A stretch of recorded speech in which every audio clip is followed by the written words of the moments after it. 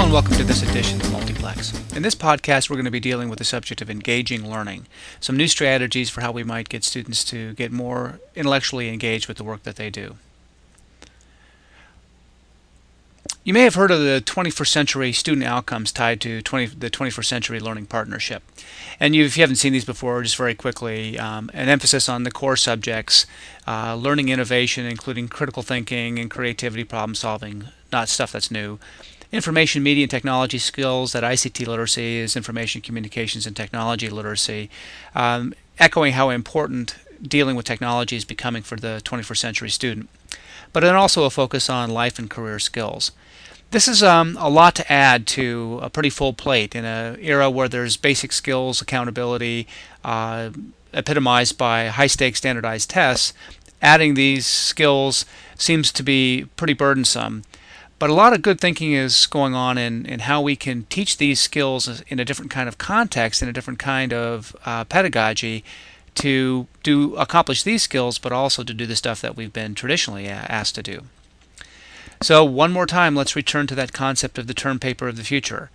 Almost all of the thinking that we're going to be engaged in today hinges around the idea of thinking about the work that students do, the knowledge work that students do in different ways. And if we can do that, if we can transform the knowledge work that students do into new forms, we might be able to accomplish some of those 21st century goals as well as the traditional curriculum. Lots of strategies have been suggested for how to do this, and sometimes the strategies seem very similar and are changing names. And again, echoing our earlier theme of complexification, we're not suggesting that lecture is bad, and homework is bad, and writing is bad, and seat work is bad. But we need to broaden our horizons to include new forms of pedagogy and new forms of student activity, and most importantly, new forms of student products, the term paper of the future, so that we might have a better shot at accomplishing this increasing panoply of skills and knowledge base.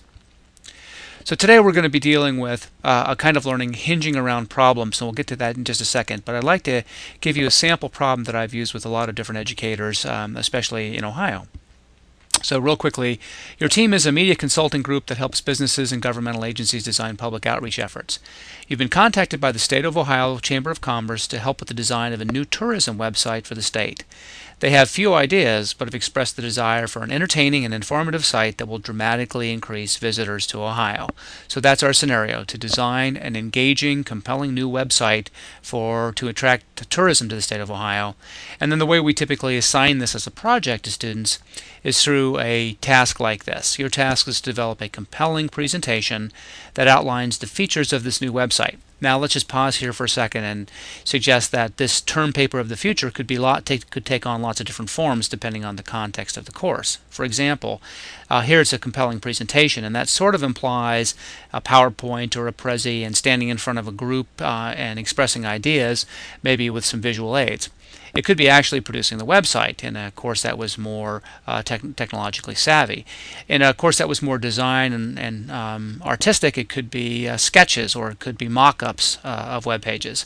In a course on technical or business writing, it could be a business plan, it could be a series of graphs and projections and analyses.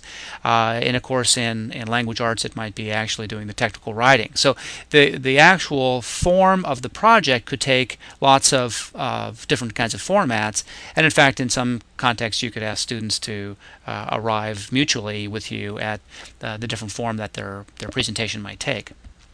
So this is the beginning of a pedagogy that we're going to call problem-based learning, and again we're going to contrast in just a moment PBL with some other forms of instructional strategies. But first, PBL is seen by folks like me as a culminating or kind of far out extreme of a guided kind of different kind of instructional strategy that involves a lot more learner-centeredness and a lot more authenticity and a lot more engaged knowledge work than other forms of more teacher-directed pedagogies. So PBL is an instructional strategy that requires students to work in groups, typically to actively get engaged in solving complex, real-world, and ill-defined, poorly defined problems. And what this kind of implies is that there is no one way of solving a problem-based learning problem. There are many ways of being right. And the solutions typically are large-scale, complex, and multifaceted. Now, lately, Apple Computer has been promoting an initiative called challenge-based learning, which seems to me to be a lesser variant of this theme, and project-based learning, also a more recent, lesser variant of this theme. What makes PBL either even more far out there in learner-centeredness is the concept of real life. That is, in our scenario that we just presented on Ohio tourism, we find some real-life connections, sometimes actually real life. There was a PBL done a few years ago with Stouffer's, where Stouffer's contacted a high school and asked them to help them design a new snack food. And so kids worked in groups to do the nutritional information, market analysis, projections, sketches of the box, photos, that kind of stuff.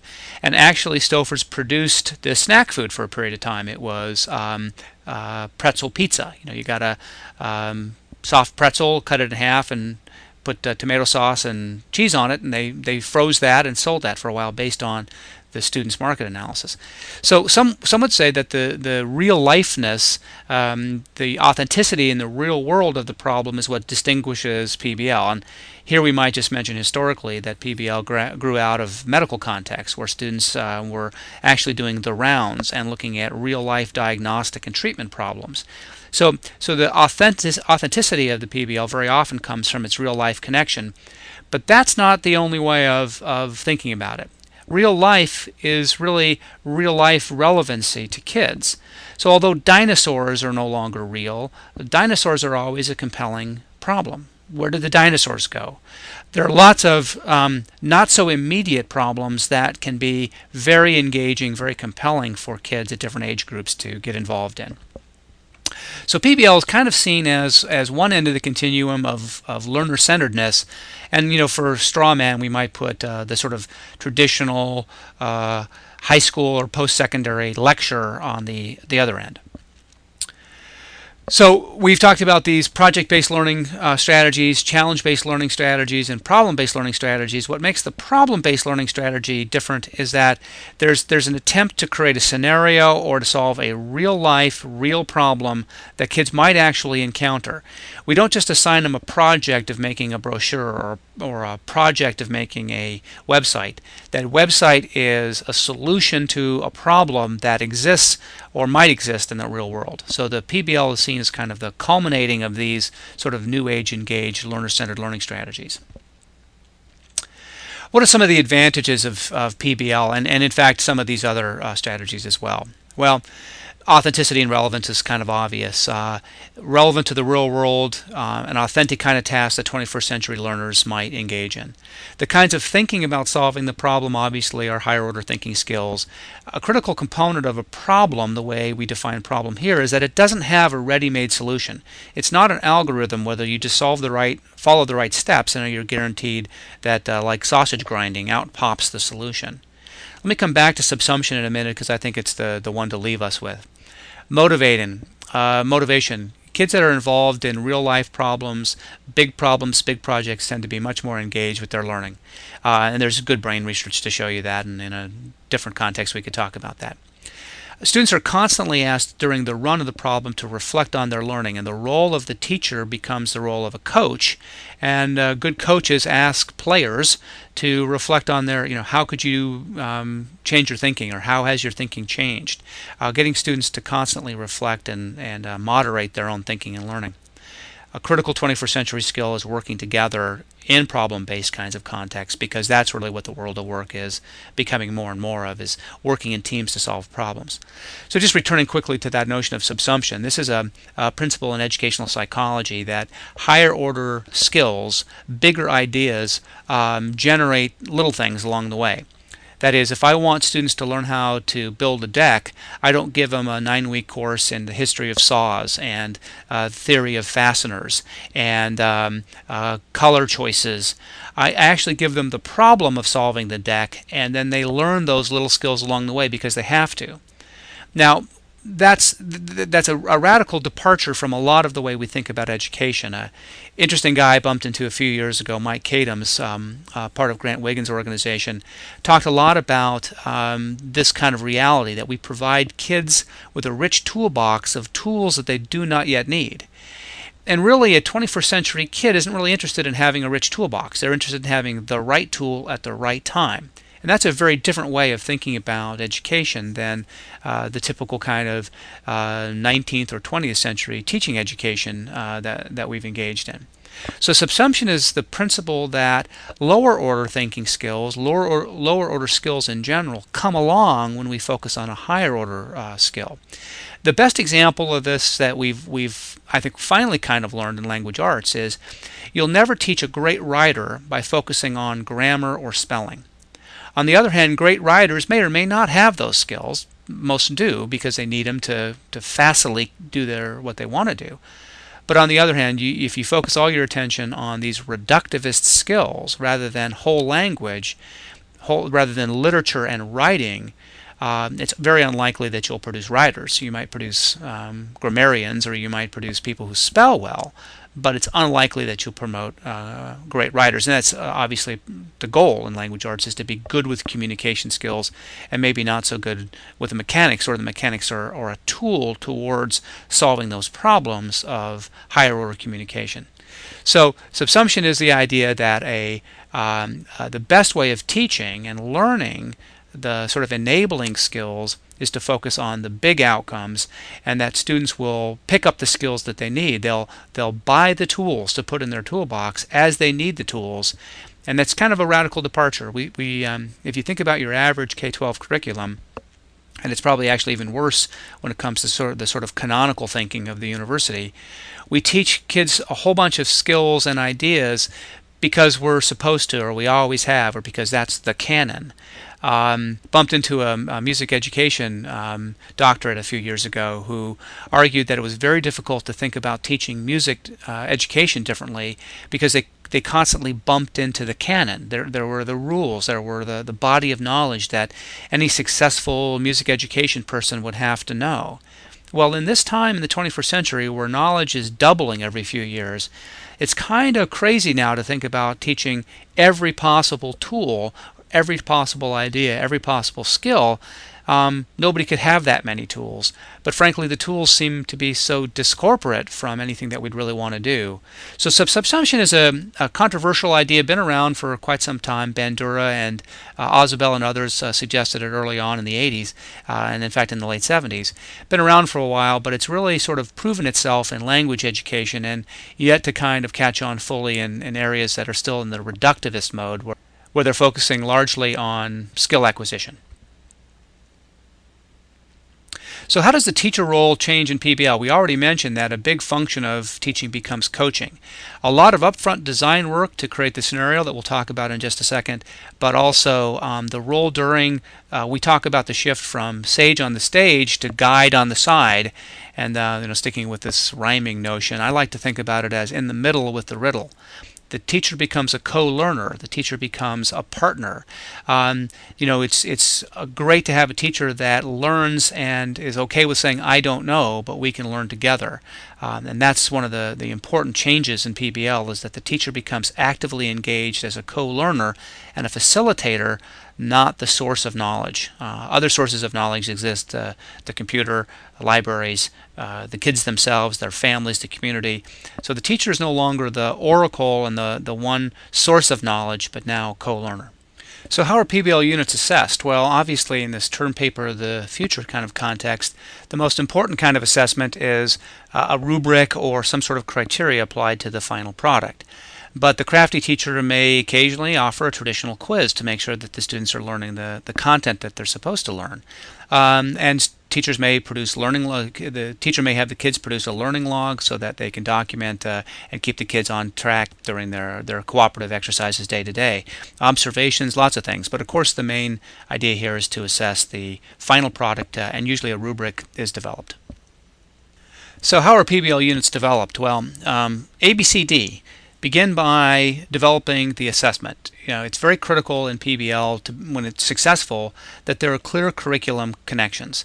So you look at the curriculum guides, you look at the standards, and you find what it is that you're actually teaching. What's the goal of the PBL? It's there to accomplish something. From that, you want to develop the assessment. What are the kinds of knowledge products you're looking for, and how are you going to go ahead and assess those? Again, rubric or whatever. The B is for to build the scenario, and it's a critical thing that we're going to come back to in just a second. But the scenario in a PBL unit is the critical part. It takes a little practice, but after a little bit of practice, you get to be pretty good at them. The C is for conduct and coach. Conduct the actual unit and coach the students along the way. And then D is for a display of student learning. Lots of good displays here. Great to get moms and dads involved in learning products, host things on the web, use all kinds of different means to have some sort of authentic display of the knowledge products that kids produce. So let's take a look at the PBL scenario. First of all, a compelling scenario that offers a variety of learner roles. So we're going to be doing a website for tourism. Maybe there's some kids that have graphic inclinations and they want to do some sketches, some kids who do some writing, some kids who are good interviews and people so they can talk to others. Clear curriculum connections. Again, it has to teach something out of the curriculum. It can't be a superfluous sort of exercise. Ill-structured, you don't want the answer. We've done a few PBLs in the past that the answer was so obvious. The answer is don't do that, or the answer is move, or the answer is it's so clear that it's not a very interesting problem. Pretty soon everybody gets on the same path and it's a foregone conclusion. It's good when there's constructive controversy, when there are different solutions and sometimes radically different solutions, so that there are choices to be made.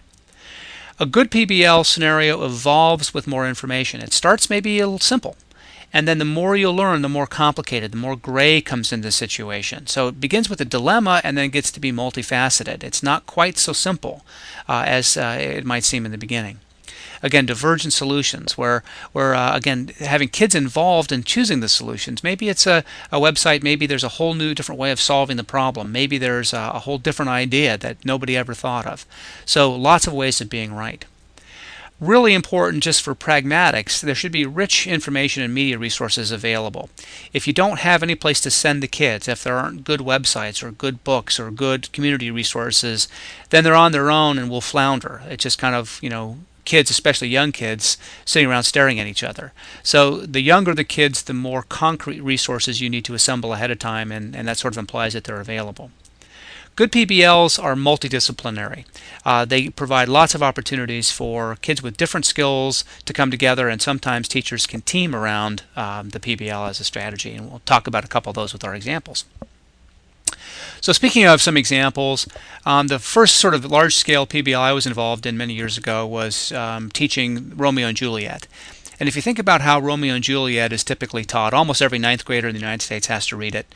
And I've asked lots of people to share their experiences with me, and there's a very common shared experience that ninth graders, 14-year-olds, sit around a table, sit around the classroom, and read in the round. That is, it's your turn to read the part of Juliet. It's your turn to read Mercutio.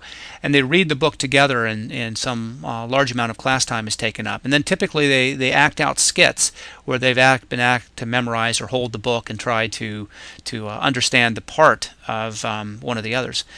When you ask teachers why they teach Romeo and Juliet, you get answers like, it's a classic. Everybody has to read it. The poetry is so beautiful. Some will then say there are universal themes that are really relevant to 21st century adolescents that we'd really like for the kids to get out of. But invariably, almost everybody hates it. When you say to the teachers, do you look forward to doing it? No, because the kids really hate it. Why did the kids hate it? Well, they don't understand all that stuff I just said. They don't understand the themes. They have a hard time with the language. They feel embarrassed when I teach it the way I teach it. It doesn't go well.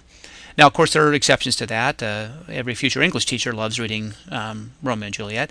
The teachers love it. It's one of their favorite books. It's one of their favorite parts of the curriculum. They're always disappointed that the kids don't engage in it so much. So here's the scenario that we developed a few years ago. The City Council of Verona has contacted your group to investigate the recent tragedies at Verona High School and to propose solutions to prevent those tragedies from occurring in the future. Now, why? I'll tell you how well that scenario worked in a second, but does that sort of meet our criteria? Well, teen tragedy is pretty compelling to teens. The fact that we specifically specified Verona High School and not the local high school means that they kind of had to read the book, at least the Cliff Notes, or at least look at the movies to get some sense of really what went on. Now, the tragedy could be, it's multifaceted. There's multiple causality, dysfunctional families and friendships, and the excessive romanticizing of teen love. That certainly teen suicide is a major theme. So there's lots of hooks for kids to get involved in this. And what ended up happening is the kids ended up producing 60-second to sometimes 5 or 6 minutes, they were a little long, public service announcements. Most of the kids got excited about it. Some actually tried to write, poetry to read their parts. Some actually made their own costumes for their videos. The quality of the videos weren't great. That's not what our big focus on was, but the kids got more excited about this unit because they got to use technology. The context of the problem was relevant to them, and the teachers wouldn't let them off the hook. Get into the book. You're not focusing enough on the content of the book. So everybody was happy. Kids learned more about Romeo and Juliet than they'd ever learned, and they learned it in a new way, in a new context that was much more interesting to them. You're running for mayor, president, king. This is what I call a PBL template because it can be easily modified for lots of stuff. Working with a group of 10th grade teachers a few years ago, complaining about how the period before World War II, the Great Depression, the Roaring '20s, was a period of time, but especially the Depression was a period of time that today's kids could not relate to at all. If you ask a 21st century kid about the Great Depression, they say, well, it was great and it was really depressing. But the book that the teachers were using talked about all of the programs that the Roosevelt administration put in place to try to stave off economic collapse, and massive starvation, and just try to keep the country going. The WPA, the CCC. And one of the Ohio curriculum standards was to try to tie those initiatives at the federal level to initiatives at the state and local level. Now that's a pretty big challenge. Here's almost 100 years ago, 80 years ago, a period of time in American history where the kids' grandparents weren't even alive now, and yet how do we make that relevant to their local community? So the scenario we came up with is you're the campaign, your team represents the campaign for so-and-so, the candidate for mayor of the city of Cleveland in the year 1932. Your task is to propose campaign materials that will convince the population of Cleveland that your candidate is likely to be able to save the failing city. The only way to do that, of course, is to tie into state and federal initiatives. We avoided in that scenario, you're running for mayor, and we avoided the popularity contest because we created these anonymous characters. So it wasn't the jocks against the brainiacs and that sort of stuff. So that scenario, very successful. Everybody liked it. The campaign materials, we specified it could be in any form, so kids did brochures and posters, but used technology because that's kind of one of our focuses. But that scenario is easy to modify for any period of time, past, present, or future, for any role. President, if you were the king of Persia, what would you have done to do this or that? So very easy to teach history by having kids engaged in thinking like a historical figure. This is, again, a generic PBL idea, the son of sequel. You've probably had this experience where you've left a movie and kind of been eager to know what happens next. Sometimes you're not at all eager; it's just one more dumb sequel coming. But sometimes the cliffhanger or the idea of the next episode in the book or movie or play you might be so curious about the characters and the story that you want more. Pretty easy to get kids excited about, if it's a good story. Some stories end abruptly. Difficult to have a sequel to some stories, but some you want to know more about the next generation even, or what happens next to the characters. In my own entertainment world, the movies that I respond to well, the novels I respond well to, are the ones who I really want to know more about. I really care enough about the characters to see what happens to them down the road. So you pick the work that you're studying and you say, write the sequel. or write the prequel. And that writing can be short paper. It could be PowerPoint presentation. Outline the action, outline the characters. So it gets kids to think very creatively, to sit around the table and think about that. Now that could even be a short video clip acting out something. It could be a photo story. Lots of different ways that we can have knowledge work taking place, but the idea is to extend a piece of literature, film, or video, whatever it happens to be. And finally, by the way, I have about 100 of these examples, and obviously in our time today, just very short. But this is one of the first ones we did with much younger kids. And by the way, some people will say, well, that's great. It works great with high school kids or college students. We've done it with kindergartners, believe it or not. We did a plant unit with kindergartners, exploring what are the factors that lead to plant growth. We did a gardening project with second graders. This is a particular project with fifth graders, but we've done every grade level. There is a scenario that teaches in almost every content area. They're relatively easy to modify. I'm rarely stumped when somebody says, can you give me one for 7th grade social studies or 5th grade math or advanced math at the high school level. We've done one for basically everything. So a voyage to the bottom of the sea is, here's the scenario. It's the year 2050, and in the face of global ecological catastrophe, the United Nations Commission on Science and Technology is requesting for proposals to explore the feasibility of deep sea colonization. Now, just some words of background. So your task is to design the sea colonies and explore the feasibility of the sea colonies.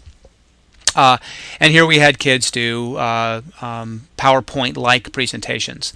Just a quick scenario, a quick replay of how this worked out with our fifth graders. The kids very quickly, through a process in PBL called KWL, what do we know, what do we want to know, and then at the end, what have we learned? Now there's a KWHL, what do we know, what do we want to learn, how are we going to go about learning, and what have we learned? The kids quickly sort of identified 4 and in a later group 5 themes. There was the transportation group, the economy group, the lifestyles group, and the actual physical design. What was the structure going to look like, and how were they going to get air in, and all that sort of stuff. So then the kids researched, we had a page of websites available for them, the Scripps Oceanography Institute, that kind of stuff. And they went out and did their research, and they presented their subgroup findings. We jigsawed the group, broke the specialists up and distributed them around. So now the next round had a kid that was an expert in the environment, working with another kid that was an expert in the economy. So by the time 2 rounds of this went on, they had developed some pretty interesting, for 5th graders especially, some interesting PowerPoints with great graphics and great sketches even, and great points, great ideas to explore the feasibility of deep sea colonization. What will we eat? How will we make a living? How will we get up and down from the seafloor? Those are the kinds of questions that pretty smart kids got turned loose on and came up with some pretty interesting answers. How well did that work? Well, imagine it's that day in Ohio coming up, hopefully not too long from now, where usually sometime in March, where it's that day where it's sunny and kind of warm outside, maybe high 40s, low 50s, where everybody's just dying to get outside. It's what I like to call shorts and parka day in Ohio, where it's you're wearing your parka and shorts and sandals, or shorts and tennis shoes, but you want to be outside because you've been cooped up all winter long. Now, during that time of year, our 5th graders gave up their recesses and lunch to stay in and work because they got so engaged in this learning activity. So PBLs works extremely well. Kids actually learn the content that you're trying to teach, and they also get engaged and get excited about the products that they're producing. And products, again, are extremely important. A great way of teaching the curriculum, a great way of teaching 21st century skills, and a great way of teaching technology along the way. There's a great scene in the film City Slickers where Shorty the Trail Boss talks about the one thing in his life that gives him the most meaning, and he talks about the joys he has of bringing in the herd. And that just reminds me of a quote of a friend of mine who was a middle school principal for many years, and he said that education is not like a cattle drive, but yet teachers tend to treat it like it is. We start the September in Abilene with Chapter 1, and we end up in Dodge City in May after we've gone through 20 chapters of content that's largely forgettable. Let me just give you one example of this that I think is really potent. Many years ago, the National Science Teachers Association did a study on the major textbooks in biology, and they found that one series, a very popular series, had 30,000 technical terms contained in the textbook. The average American has about a 6,000 word vocabulary, and a 30,000 word technical manual, the biology textbook, was a little more than a dictionary. So we start in September and cover 30,000 technical terms by May. So maybe the teacher really enjoys teaching all of that content to kids, but this quote kind of reminded me of this idea. How do the cows feel? How do the cows feel along the way, and how do the cows feel at the end of the journey? Are they as excited about all of that content? What will they remember? What will they find meaningful? What will be relevant in their lives and in their futures? Is PBL a panacea? Will it solve all of our problems? No. But I think it's an important way of engaging kids in real-world skills in ways that are motivating and engaging to them. How much should we do? Couple 3 units a year to give kids a good touchstone to do some large-scale, complex, meaningful knowledge work. I think that'd be a great start. So adding PBL to our teaching repertoire to give our kids a chance to get more engaged in learning seems like a pretty prudent approach. Well, that's all the time we have for today. We'll see you again on the next edition of Multiplex.